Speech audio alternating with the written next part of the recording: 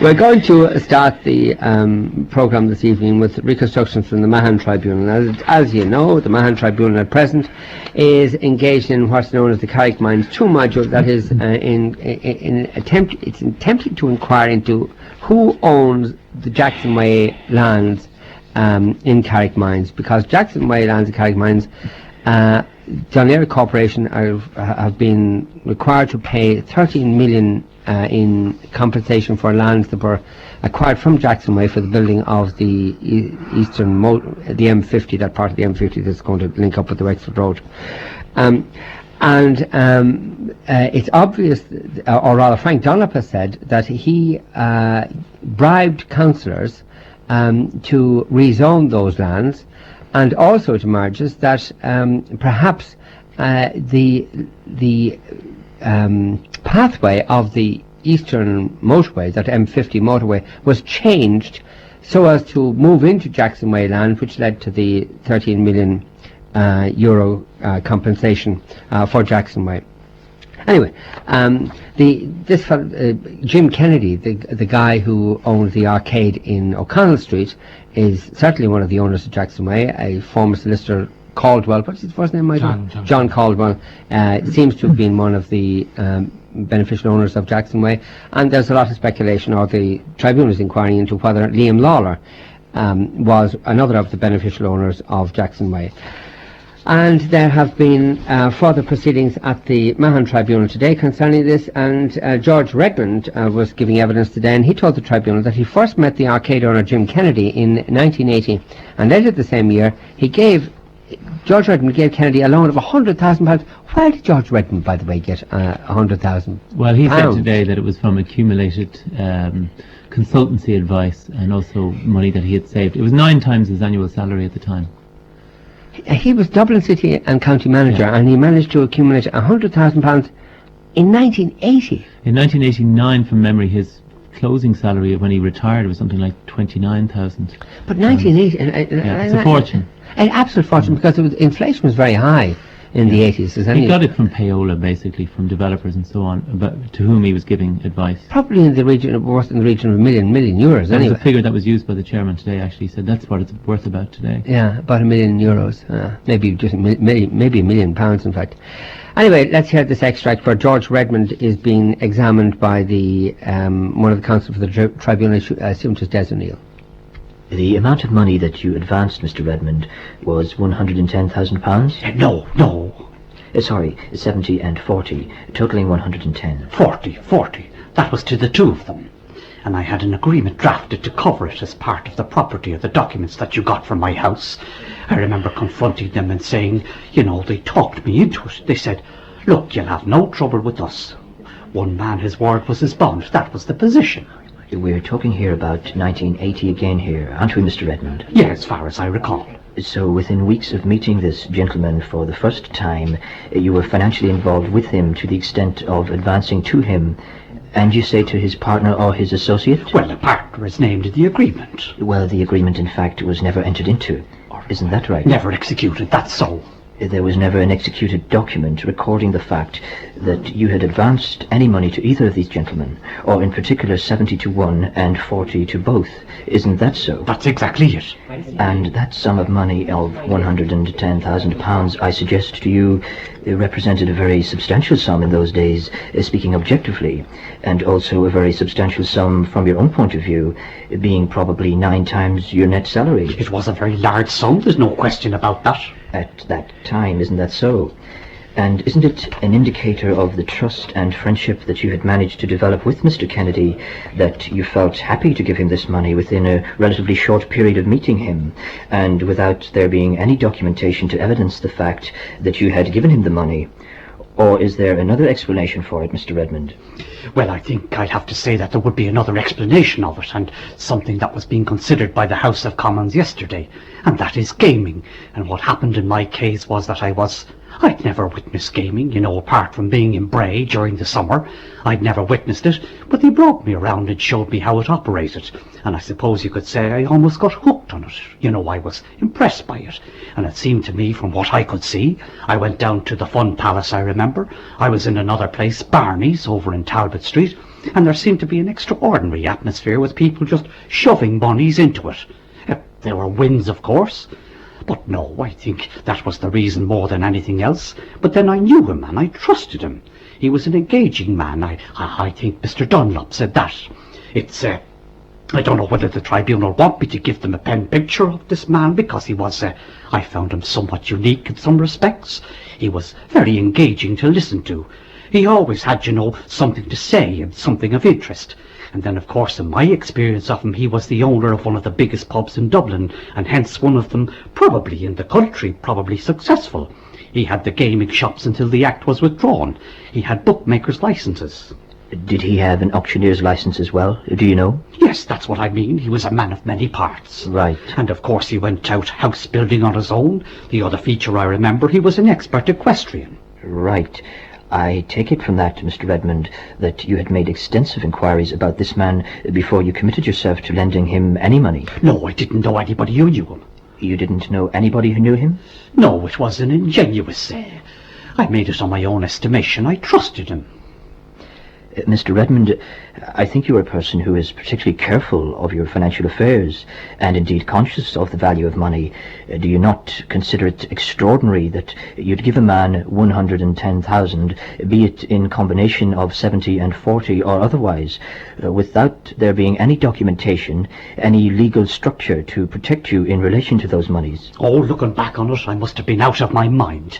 However, I did it, and that's it, and one has to accept responsibility for what one does. At this time, Mr. Redmond, amongst the matters that were discussed between yourself and Mr. Kennedy, did they include his intentions to acquire a plot of land known as the Ballyowen Stud, which is part of the lands in the ownership of Captain Rogers, who owned the early stud as well? I had no discussions with him about land. I just at the time I made the advances to him and the other person, it was simply related to, I was giving a loan which, the interest would have been very good at that time, and I would have got a good return on it. Uh-huh. That's it. What arrangements did you have with regard to A, the payment of interest, and B, with regard to the refunding of the capital sum that you had advanced to these gentlemen? Firstly, if we deal with the interest, was it to be by reference to bank deposit rate or bank lending rate? Was it to be paid weekly, monthly, or... so far as the repayment was concerned, that was agreed. That was a matter for Mr. Kennedy, and he would refund it out of the proceeds and the proceeds of the 2 gaming stations.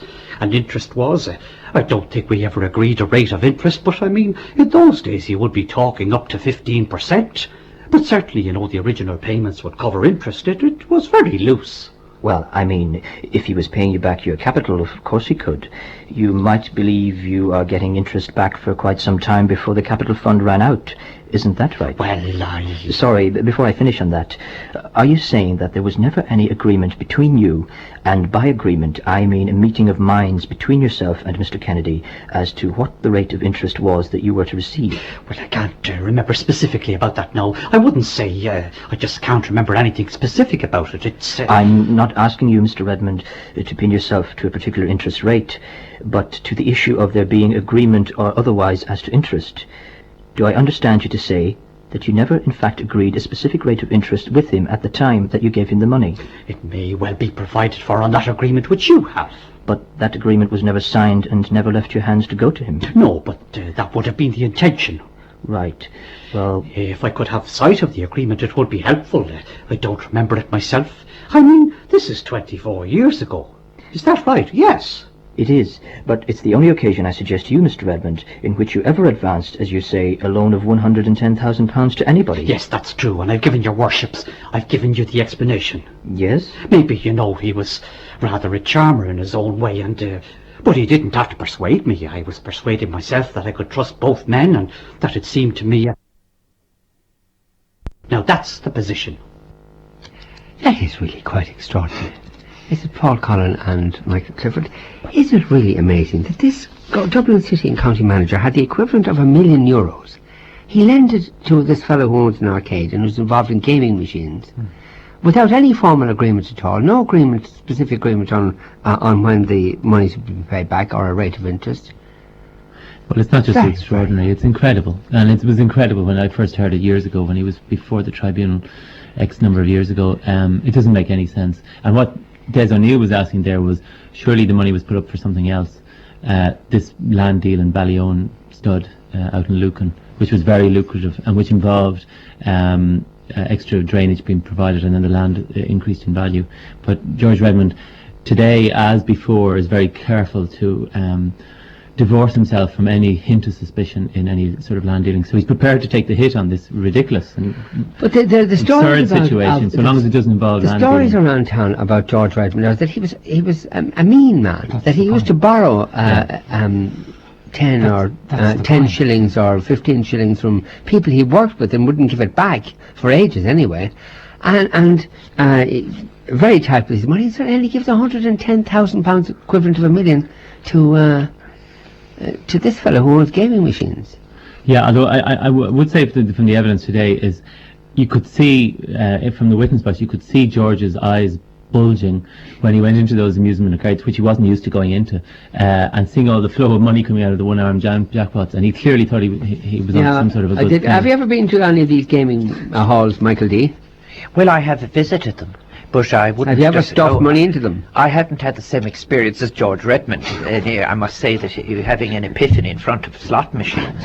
It's a disgraceful suggestion. But the question, I think, as I listened to it, I found it just absolutely incredible. The idea of that, I think maybe he was an assistant manager at the time. It was assistant. And he's on a kind of a cultural visit to amusement arcades, and he's going out of his mind at all the fruits coming up or whatever.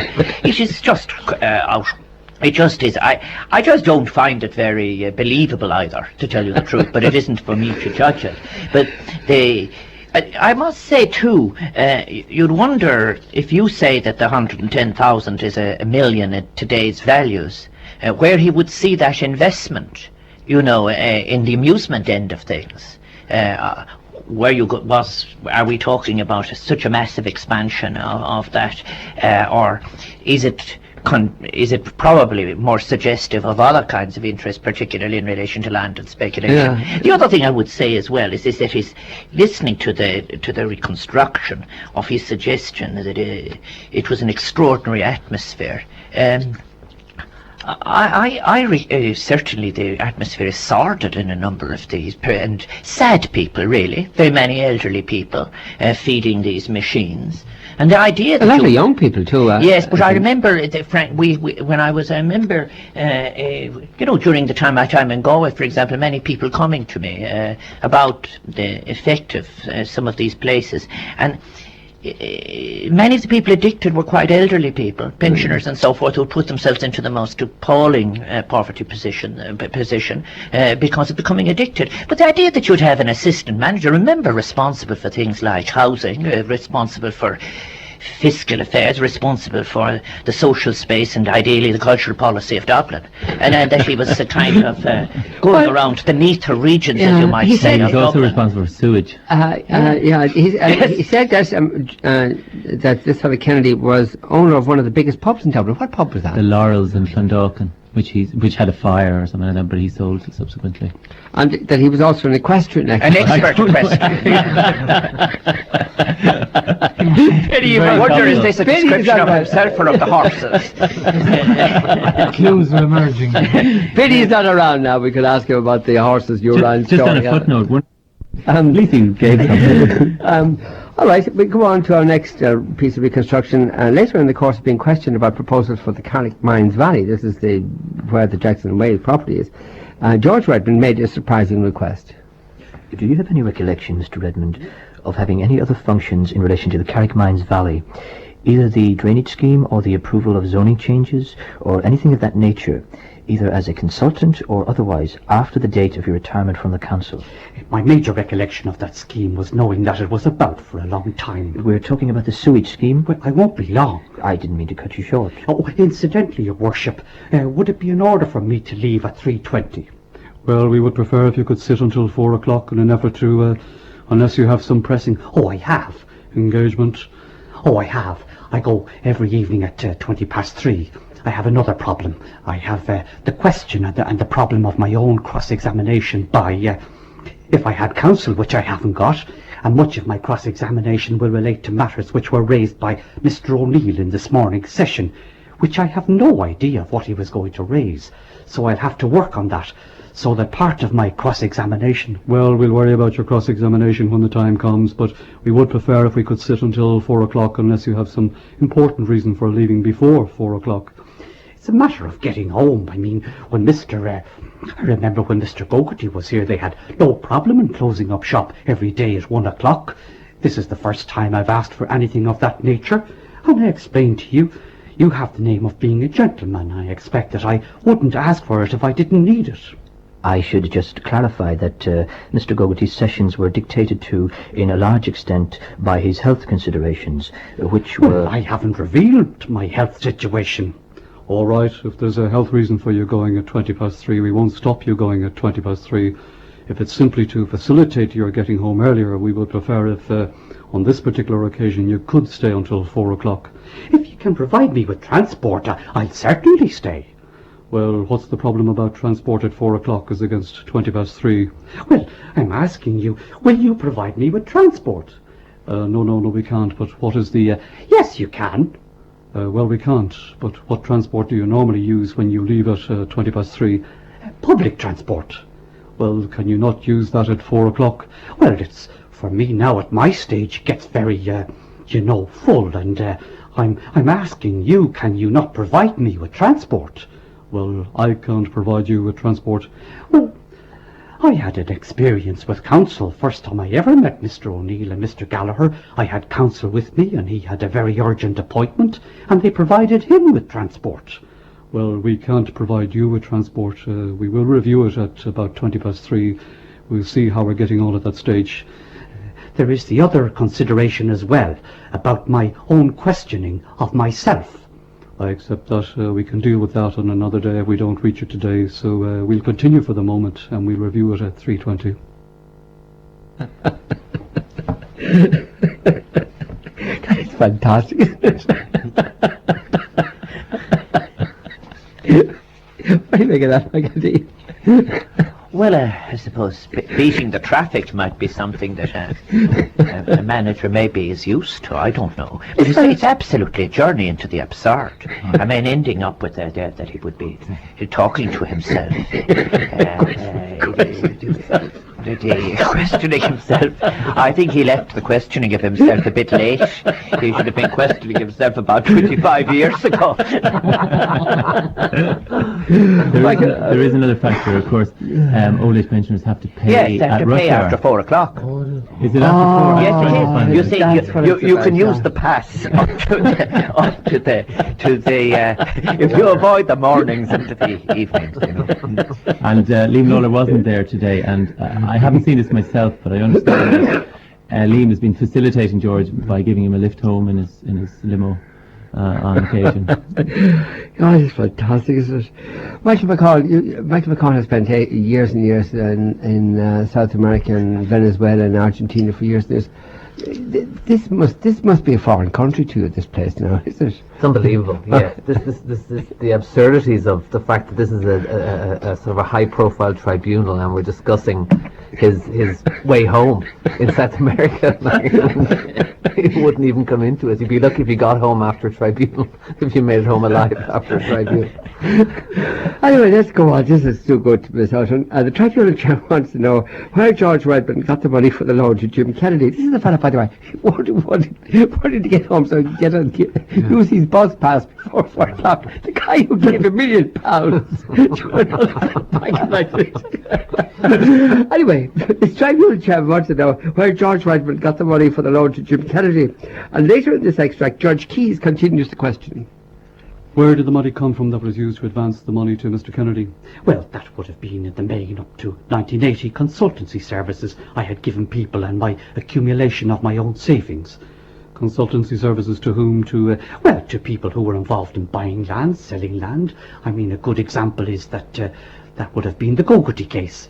I got him a buyer and... I beg your pardon. I got him a seller, and I got Bailey a seller, and I got Gogarty a buyer. And they both, were more than happy about the transaction. And was this money kept by you in cash before you gave it to him?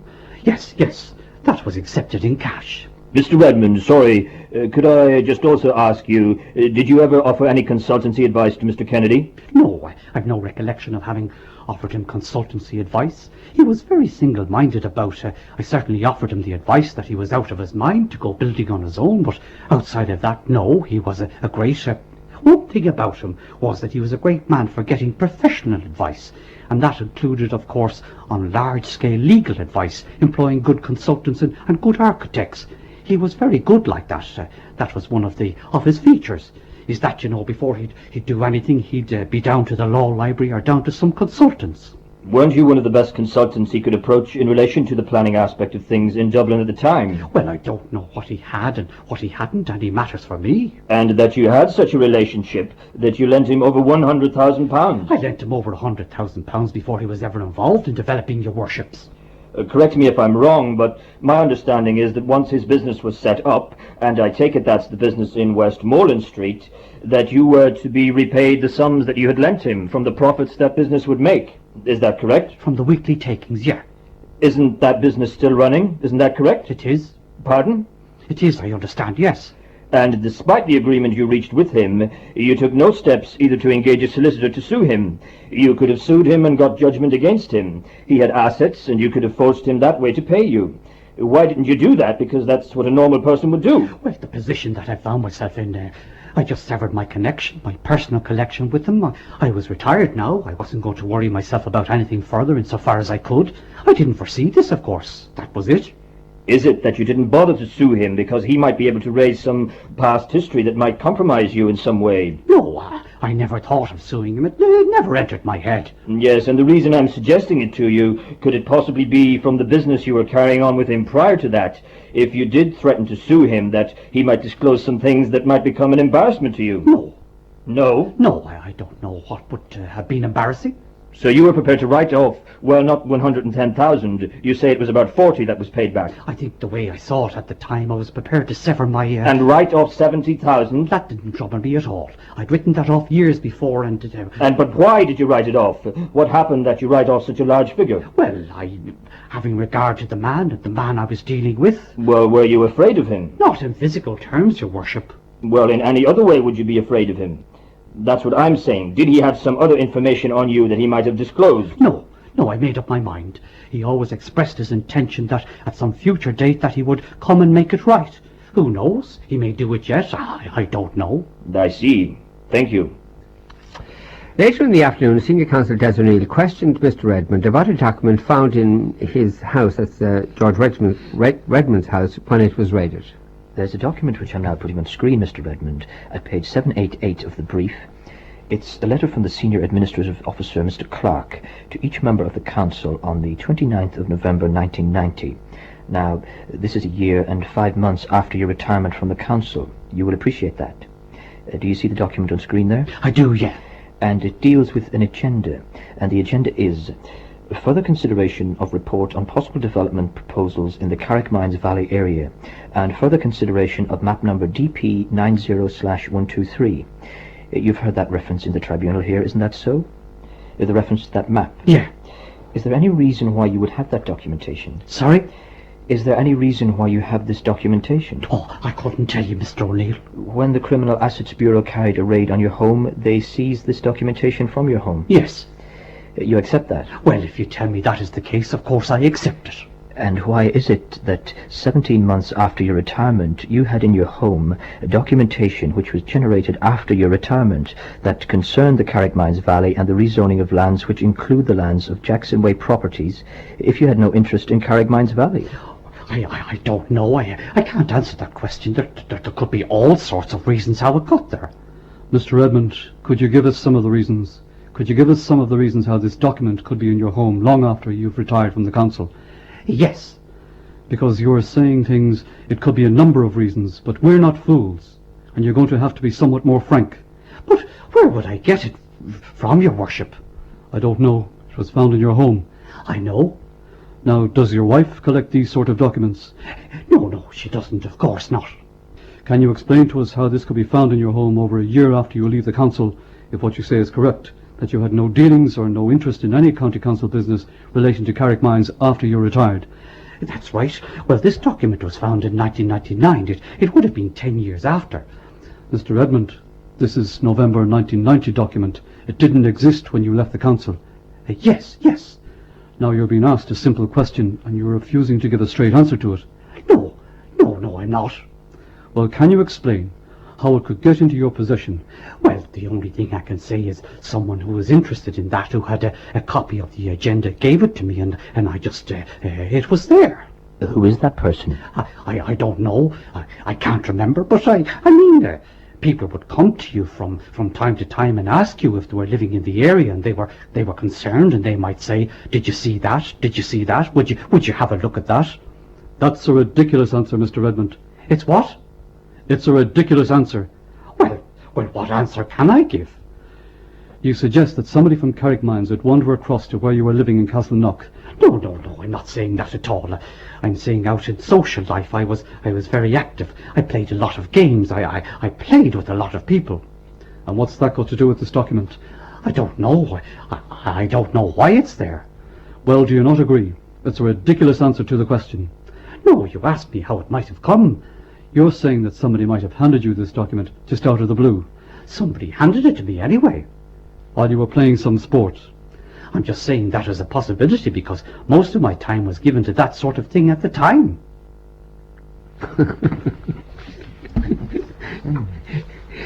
Reconstruction was done for us by Malachy McKenna and Joe Taylor. Joe Taylor does, I think he takes off George Redmond wonderfully, doesn't he? Yeah, he's spot on. Really, Yeah. it's amazing stuff. Well, the idea that kind of just as you're teeing off, you say, here's an agenda to have a look at, George, while we're going off to the next hole.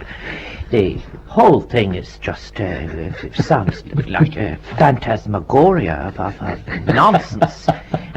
Or the idea that you'd have people coming across town, as the council put it, and as a kind of a calling card to say, here's an agenda for old time's sake, and let's run through it. It's just absurd. I think it's interesting as well, the mind that it's revealing.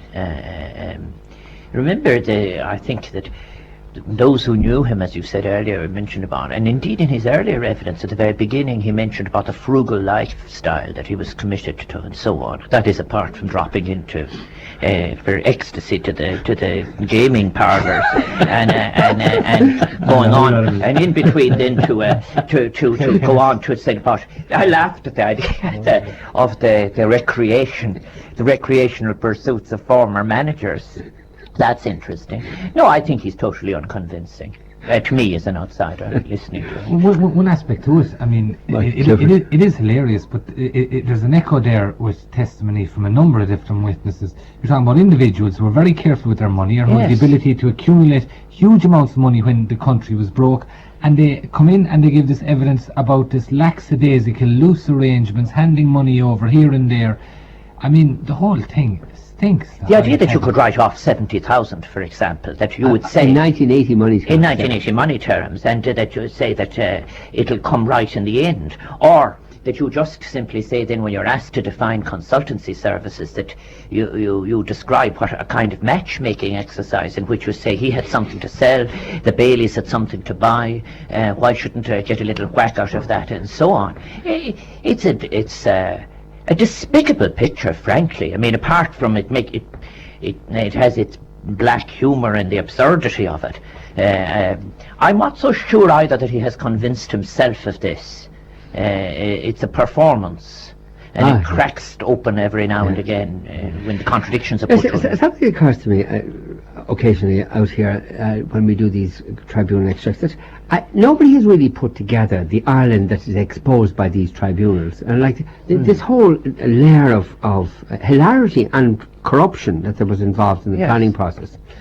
The very bizarre goings-ons that are revealed by the Moriarty Tribunal, but most extraordinary in my view is what's revealed in the Morris Tribunal. It's really quite something. The carry-on of the Gardaí in Donegal, as revealed by the Morris Tribunal, is just breathtaking. Fellas making threatening phone calls to people from a Garda's home.